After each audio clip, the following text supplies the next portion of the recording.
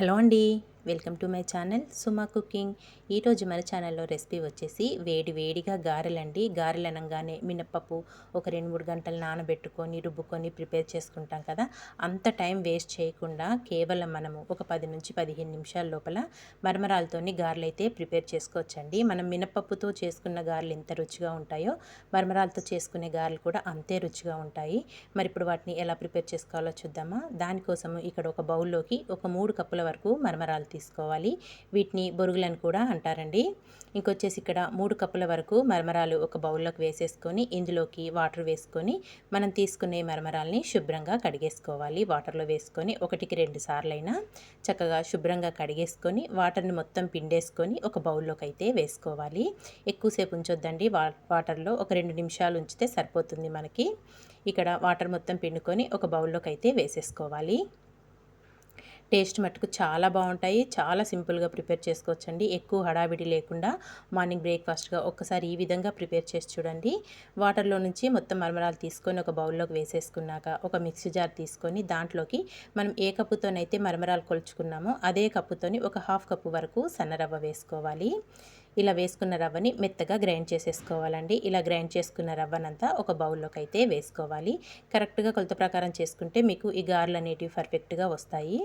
తర్వాత మిక్సీ జార్లోకి మనం మరమరాలని తీసి పక్కన పెట్టుకున్నాం కదా, వాటర్లో పిండేసుకున్నవి ఆ మరమరాలన్నింటినీ మిక్సీ జార్లో వేసేసుకొని ఏ కప్పుతోనైతే మరమరాలు రవ్వ కొలుచుకున్నామో అదే కప్పుతో ఒక 1/2 కప్పు వరకు వాటర్ యాడ్ చేసుకొని మెత్తటి పేస్ట్ లాగా గ్రైండ్ చేసుకోవాలి. ఇలా గ్రైండ్ చేసుకున్న మరమరాల పేస్ట్ అంతా మనం ముందుగా గ్రైండ్ చేసుకున్న రవ్వ మిశ్రమంలో అయితే వేసేసుకోవాలి. వాటర్ మటుకు ఎక్కువ అస్సలు వేయకండి. ఒక 1/2 కప్పు వాటర్ అయితే సరిపోతాయి కరెక్ట్గా.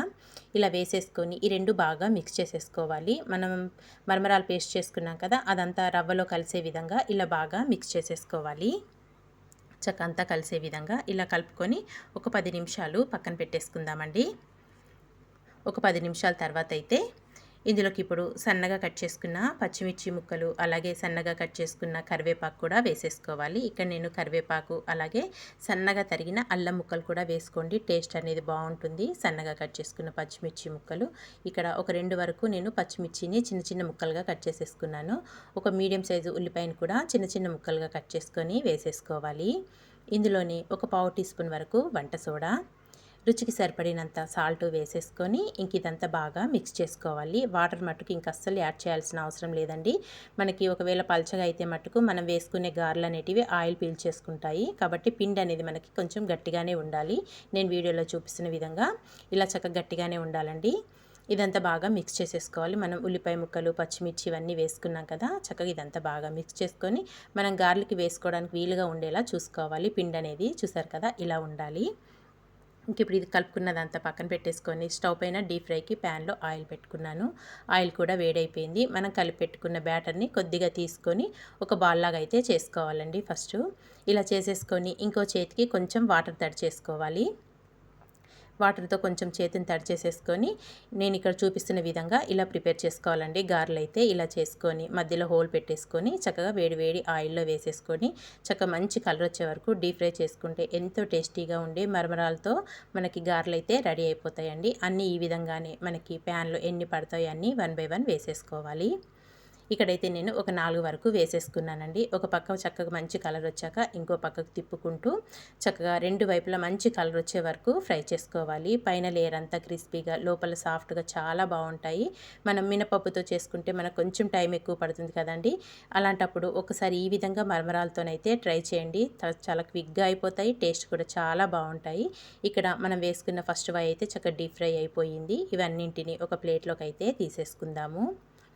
మిగతా ఉన్న పిండితో కూడా చక్కగా ఇలాగే గారెలు వేసేసుకొని మంచిగా 2 వైపులా మంచి కలర్ వచ్చే వరకు డీప్ ఫ్రై చేసేసుకోవాలండి.